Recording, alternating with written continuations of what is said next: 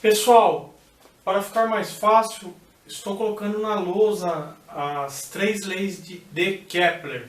Então, leis de Kepler, fonte, esta matéria foi retirada do site Toda Matéria, tem como autora a professora Rosimar Gouveia, é a autora. Pessoal, as chamadas leis de Kepler, elas foram propostas no século XVII pelo astrônomo e matemático alemão Johannes Kepler. Falamos Johannes, com J o nome dele, Kepler. Falamos Johannes. Ele viveu no período de 1571 até 1630. E ele publicou em seu livro a obra Astronomia Nova em 1609. Então, em 1609, Kepler propôs esse movimento dos planetas baseado no sistema heliocêntrico. Só que, como eu falei anteriormente para vocês, a grande dificuldade do sistema heliocêntrico era, ao se observar Marte, escreve um movimento retrógrado. Então você está acompanhando ele no céu aparente, no céu noturno, de repente dá-se a impressão que ele andou para trás. Esse é o chamado movimento retrógrado. E na verdade Kepler provou matematicamente, fisicamente, que essa aparência, essa ideia ocorre pelo movimento elíptico que o planeta faz ao redor do Sol. Então não é um movimento circular, é um movimento elíptico. Kepler desenvolveu três leis, as chamadas leis de Kepler.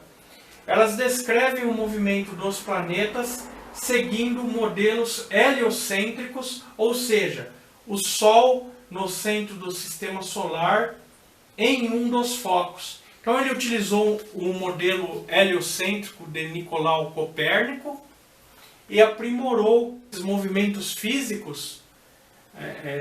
Ele propôs uma nova teoria, aprimorando a ideia desses movimentos físicos dos planetas e dos astros. Inclusive é muito importante para se calcular a órbita dos cometas. Utilizam Kepler também. A primeira lei de Kepler, ela descreve a órbita dos planetas. Johannes Kepler propôs que os planetas giram em torno do Sol em uma órbita elíptica. Então é uma órbita elíptica e não circular, elíptica, com o Sol em um dos focos. O Sol fica num dos lados, num dos chamados focos. E o planeta gira numa órbita elíptica ao redor do Sol, que está em um dos focos. Segunda lei de Kepler agora.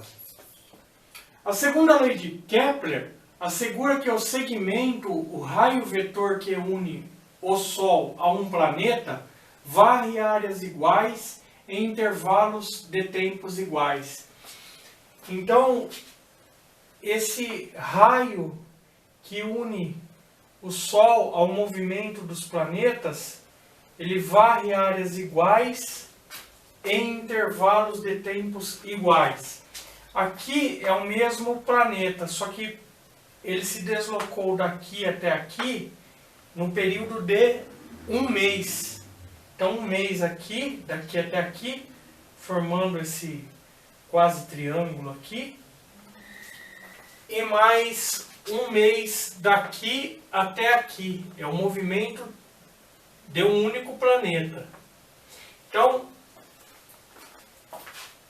o segmento, o raio vetor que une o Sol a um planeta, varre áreas iguais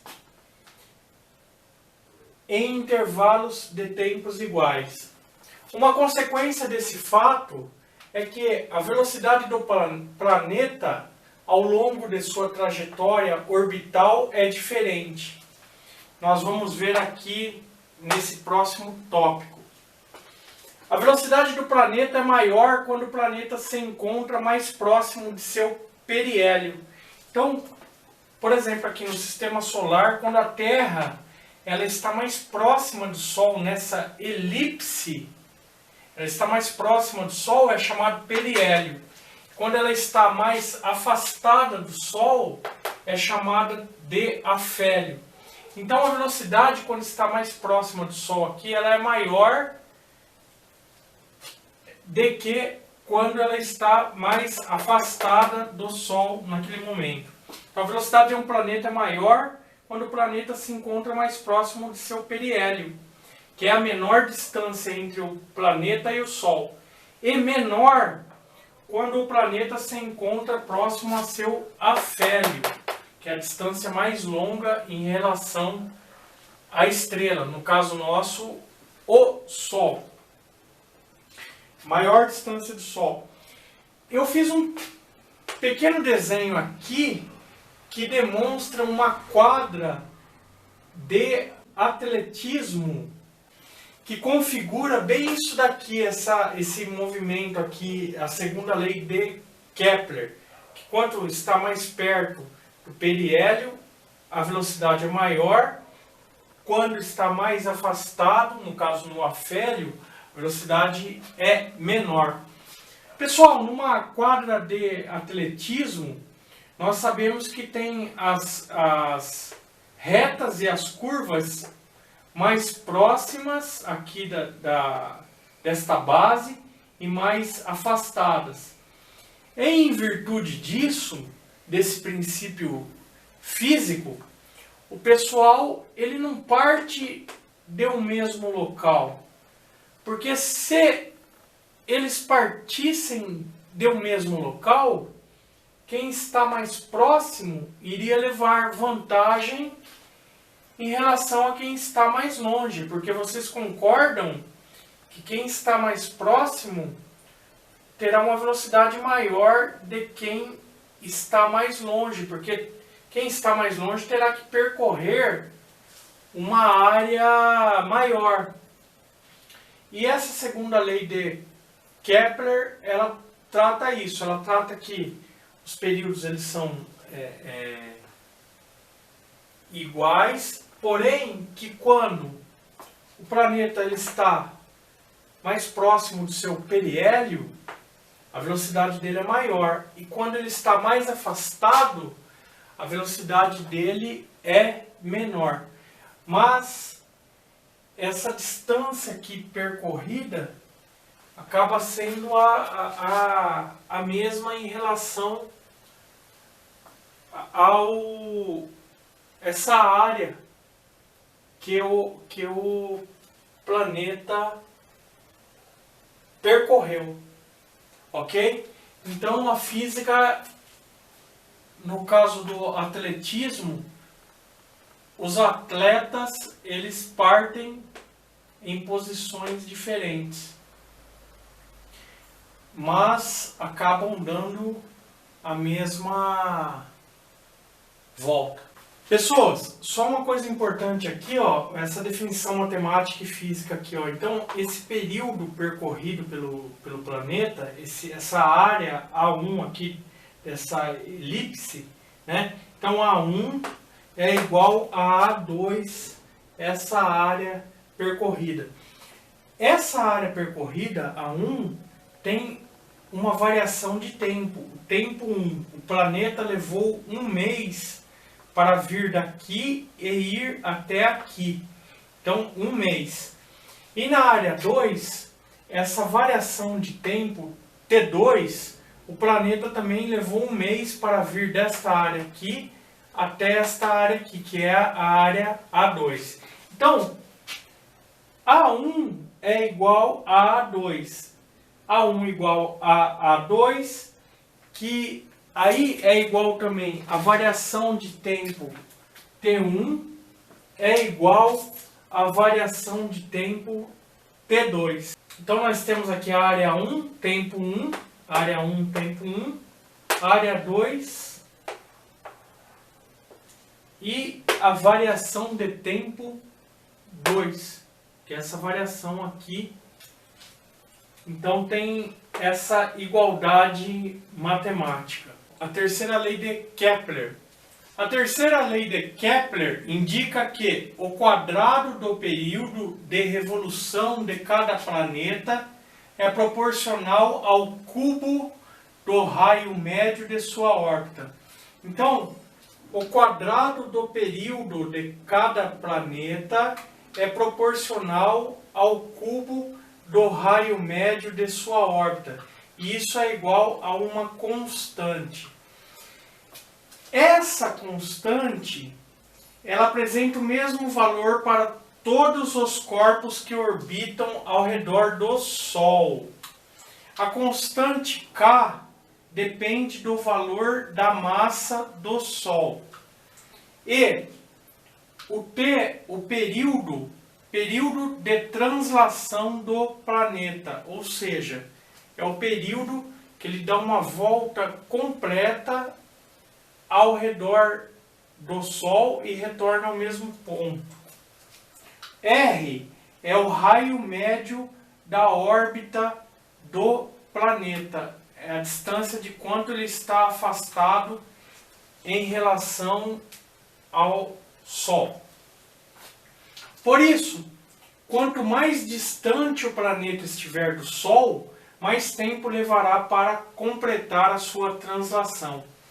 A autora, ela coloca todos os planetas, Mercúrio, Vênus, Terra, Marte, Júpiter, Saturno, Urano e Netuno, e ela coloca o período de revolução. O período é o tempo que o planeta leva para dar uma volta ao redor do Sol. Então, por exemplo, Mercúrio leva 0,241 anos. Então é menos de um ano, muito menos. Vênus, 615 anos. A Terra ela leva um ano, ou seja, 365 dias. Marte leva 1,8 anos. Júpiter leva 11,86 anos, quase 12 anos para dar a volta ao redor do Sol. Saturno, 29,6 anos.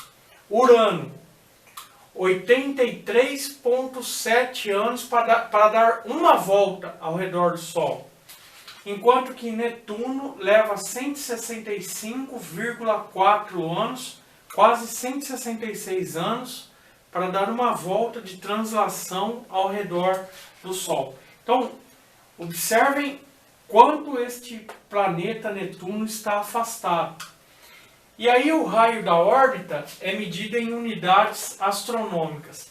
Lembrando que a unidade astronômica, o que é uma unidade astronômica? É a distância média entre a Terra e o Sol, que equivale a 150 milhões de quilômetros. Esse valor, 150 milhões de quilômetros, é para arredondar as contas. Porque, na verdade, uma unidade astronômica, ela vale 149 bilhões, 597 milhões, 870 mil e 700 metros. Aqui está em metros. Então, ela vale 149 milhões, 597 mil, 870 quilômetros, né, aproximadamente. Aí. Uma unidade astronômica. Então, para arredondar, foi transformado em 150 milhões de quilômetros. Então, o raio da órbita dos planetas é dado em unidades astronômicas. Então, nós temos aqui, ó, Mercúrio vale 0,387, Vênus 0,723, a Terra, uma unidade astronômica, Marte 1,524, Júpiter 5,204. Isso em relação à distância média entre a Terra e o Sol, essa distância que serviu de comparação para se fazer essa chamada unidade astronômica. Saturno 9,58, Urano 19,14 e Netuno 30,2 unidades astronômicas. Aí, Tendo esses valores do período de revolução, que é a translação ao redor do Sol, e o raio da órbita do planeta também em comparação com o Sol, é jogado na fórmula, a constante é igual então a t ao quadrado, o período ao quadrado, que é proporcional ao raio ao cubo. E aí se acharam esses valores aqui de acordo com a lei de Kepler, ok? Então essa é a terceira lei de Kepler. Retornando então, a terceira lei de Kepler indica que o quadrado do período de translação do planeta, ou de revolução de cada planeta, é proporcional ao cubo elevado à terceira potência aqui, ao cubo do raio médio de sua órbita em relação ao Sol. E o K é uma constante, é o valor constante, ou seja, apresenta o mesmo valor para todos os corpos que orbitam ao redor do Sol. A constante K depende do valor da massa do Sol. Galera, no universo nós temos 4 forças que são assim conhecidas, né, que são atuantes no universo. Então, as 4 forças atuantes são a força gravitacional, a força chamada nuclear forte, a nuclear fraca e a força eletromagnética. Então, essas 4 forças são chamadas as forças fundamentais atuantes no universo: gravitacional, nuclear forte, nuclear fraca e eletromagnética. Hoje nós iremos estudar a força gravitacional. A lei da gravitação universal. A fonte, site Brasil Escola, @UOL. A lei da gravitação universal estabelece que se 2 corpos possuem massa, então tem que existir 2 corpos que possuam massa. Eles sofrem a ação de uma força atrativa proporcional ao produto de suas massas, ou seja, M1 que multiplica M2, eles sofrem uma atração proporcional ao produto de suas massas, a multiplicação de suas massas. M1 que multiplica M2, mas depois nós iremos ver na fórmula. É inversamente proporcional ao quadrado de sua distância, ou seja, dividido por sua distância ao quadrado. Resumo: todos os corpos do universo atraem-se mutuamente com uma força proporcional ao produto de suas massas. Então, M1 que multiplica M2 é inversamente proporcional ao quadrado de sua distância, dividido pela distância ao quadrado. A lei da atração gravitacional, ela possui uma constante, o qual veremos. Então, a lei da gravitação universal é definida em termos da chamada constante de gravitação universal, cujo valor vale G é igual a 6,67408 que multiplica 10 a menos 11. Repetindo, G é igual a 6,67408 que multiplica 10 a menos 11. O que? Qual é a unidade dela? Newton, quilograma ao quadrado por metros ao quadrado. Então, a unidade da constante gravitacional é Newton que multiplica quilo ao quadrado por metros ao quadrado. A fórmula da força gravitacional é essa daqui, ó. F é igual a G que multiplica M1 multiplica M2 dividido por D ao quadrado. Repetindo, F é igual a G, G que multiplica M1, M1 que multiplica M2 dividido por D ao quadrado. Onde F é a chamada força gravitacional, G é a constante gravitacional. Então esse número ele sempre se repete. G, a constante gravitacional, é 6,67 408 que multiplica 10 a menos 11, o quê? Newtons, que multiplica quilogramas ao quadrado por metros ao quadrado. Então, repetindo, a lei da gravitação universal, ela tem esta fórmula aqui. F é a força gravitacional, é igual a G, que é a constante gravitacional, que tem aquele valor fixo de 6,67408 vezes 10 a menos 11 newtons por quilogramas ao quadrado por metros ao quadrado, que multiplica M1, que multiplica M2 dividido pela distância ao quadrado. Mas para que serve a força da gravidade? Para manter os corpos atraídos. O exemplo disso é a Lua em relação à Terra. A Terra teria a massa M1, a Lua a massa M2. E elas têm uma distância entre elas. A Lua, devido à massa, possuir uma grande massa, ela atrai a Lua em direção ao seu centro. Mas, face a sua órbita planetária, ela acaba não se chocando com o nosso planeta por causa da distância. Mas a força gravitacional, ela serve para isso, para manter os corpos unidos. Porque senão a Lua ela iria simplesmente sair, se não existisse a chamada força gravitacional. Se a gravidade não existisse, a Lua não giraria em torno da Terra, apesar que a cada ano a Lua está se afastando mais em relação à Terra. Embora ocorra essa força gravitacional da Terra atraindo a Lua, e é muito importante para quê? Para o movimento das marés, as plantações, e se não ocorresse a força gravitacional, a Lua acabaria indo embora. Só que a Lua, a cada ano que passa, ela está se afastando mais da Terra. Observe. Hey Google, quanto a Lua se afasta da Terra por ano? De acordo com Wikipédia, devido às forças de maré, a Lua está se afastando da Terra a uma taxa de 3,74 centímetros por ano.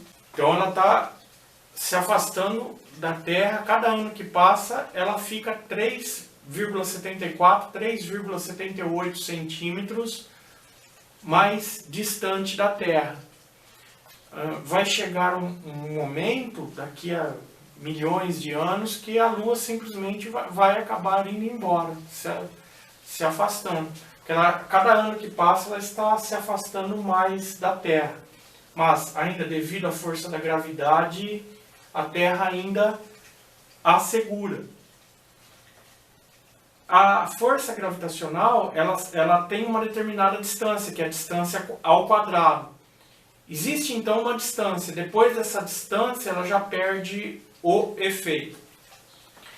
Uma coisa interessante, o nosso sistema solar, em virtude da chamada força gravitacional, quem faz o papel de salvaguarda, ou seja, de proteção da Terra, para evitar que outros corpos celestes se choquem contra a Terra, por exemplo, asteroides, cometas e outros corpos celestes, que ajuda bastante é Júpiter. O planeta Júpiter, devido à sua massa, que é enorme em relação à Terra. Então, Júpiter acaba atraindo esses corpos para ele. Esses corpos eles se chocam contra Júpiter, e Júpiter, devido então à sua massa, acaba protegendo a Terra. Para vocês terem uma ideia, aqui está o tamanho da Terra em azul e aqui está o tamanho de Júpiter. Então, devido a esse tamanho, essa enorme massa gigantesca que Júpiter possui, ele acaba atraindo todos os corpos celestes para ele, ao invés desses corpos se chocarem contra a Terra. Então ele tem um papel fundamental, de fundamental importância, que é a salvaguarda de nosso planeta devido naturalmente à sua massa e o seu tamanho gigantesco. Acaba protegendo a Terra através da força gravitacional. Ô professor, mas eu tenho uma dúvida. Por que em alguns exercícios que nem de força-peso nós usamos G igual a 10 metros por segundo ao quadrado e o senhor falou agora da constante gravitacional que ela vale 6,67408 vezes 10 a menos 11. Não é a mesma coisa? Pessoal, a constante gravitacional universal é uma coisa e esse valor da gravidade que nós usamos nos exercícios envolvendo força-peso, energia potencial gravitacional e outros, que tem um valor de 9 e alguns décimos, que nós arredondamos para 10, inclusive o valor é bem expressivo. Hey Google, qual é o valor da gravidade terrestre? De acordo com Wikipédia, geralmente, o ponto é perto da superfície de um corpo massivo. Um exemplo é a aceleração da gravidade na Terra ao nível do mar e a latitude de 45 graus, possuindo o valor aproximado de 9,80665 metros por segundo ao quadrado. Então, o valor ele é possui vários décimos e nós arredondamos para 10 para facilitar os cálculos, né? Ou alguns exercícios arredondam para 9,82. Mas como se chega a esse valor? Vou mostrar para vocês. Chamamos então de peso, força-peso, a força da atração gravitacional que uma massa exerce sobre outra. Então eu falei que tem que ter duas massas, uma massa maior e outra massa menor.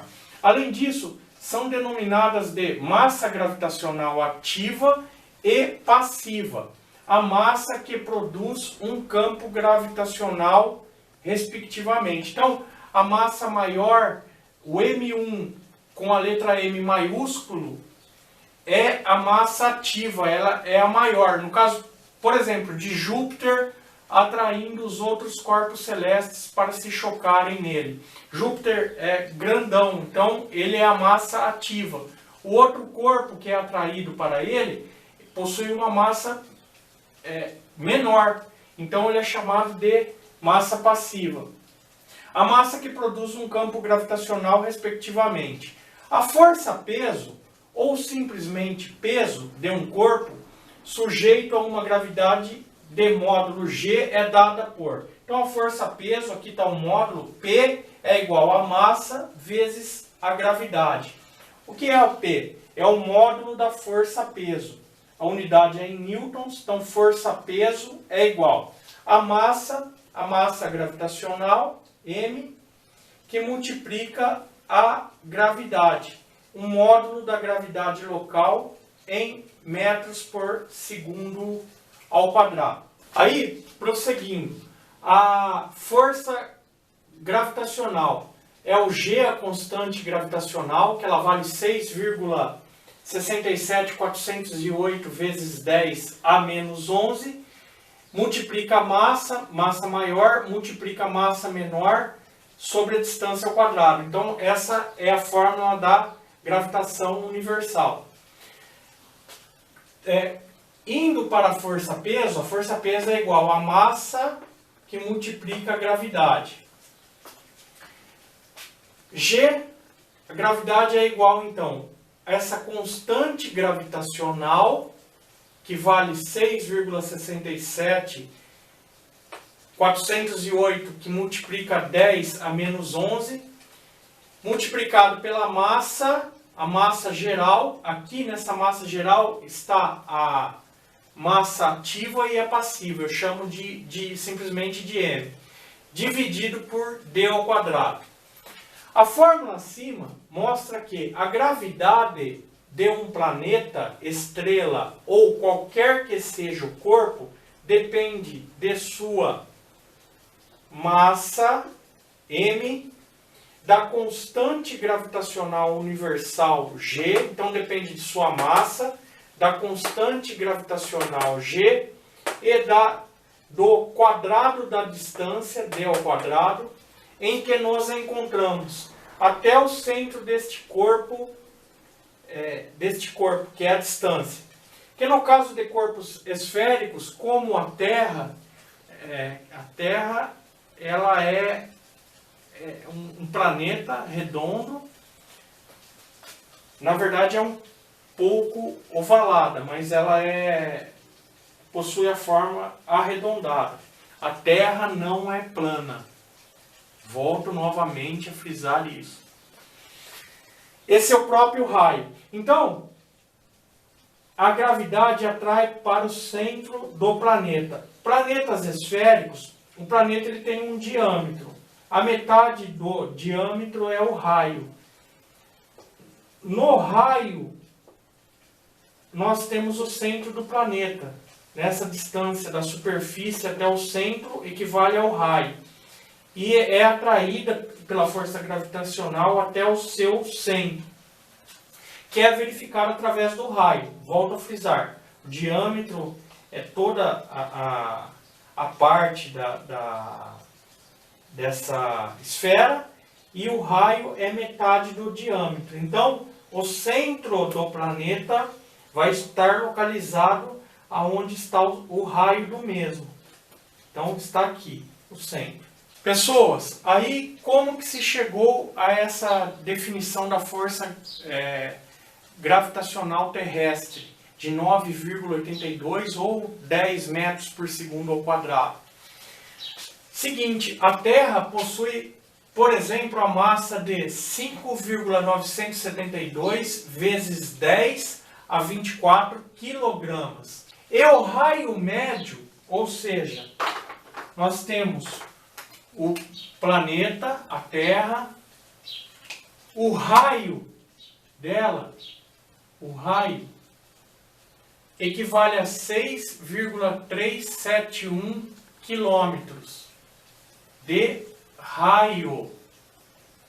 A Terra ela possui um diâmetro de aproximadamente 12.600 quilômetros, mas o raio dela equivale a 6,371 quilômetros, 6.371 quilômetros, ou 6,371 vezes 10 a sexta metros. Logo, podemos calcular o valor médio da gravidade na sua superfície, através dessa fórmula. G é igual a constante gravitacional que multiplica a massa dividido pela distância ao quadrado. G é igual a constante gravitacional que multiplica a massa dividido pela distância ao quadrado. G é igual, quanto que vale a constante gravitacional universal? 6,67408 vezes 10 a menos 11, que multiplica. Qual é o valor da massa da Terra? Não é 5,972 vezes 10 a 24? Então aqui está o valor da massa da Terra, dividido pela distância ao quadrado. A distância não é o raio da Terra. Quanto que vale o raio? Não é 6,371 quilômetros? Então 6.371 vezes 10 a sexta elevado ao quadrado. Então G, a gravidade é igual a constante universal. A constante universal não vale 6,67408 vezes 10 a menos 11, o valor da constante universal, multiplicado pela massa. Qual que é a massa da Terra?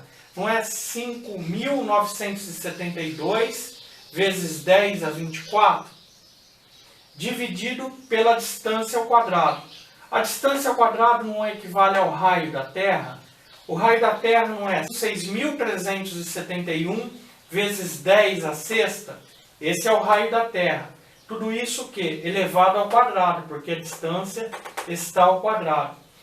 Aí nós chegamos ao valor da gravidade terrestre, que é 9,82, e aí vão os décimos, né?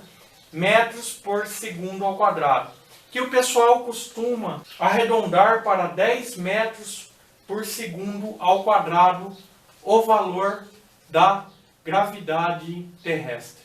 Então é daqui que surge esse valor de 9,82 metros por segundo ao quadrado, que o pessoal arredonda para facilitar números nos exercícios aí envolvendo a física, para 10 metros por segundo ao quadrado. Ok?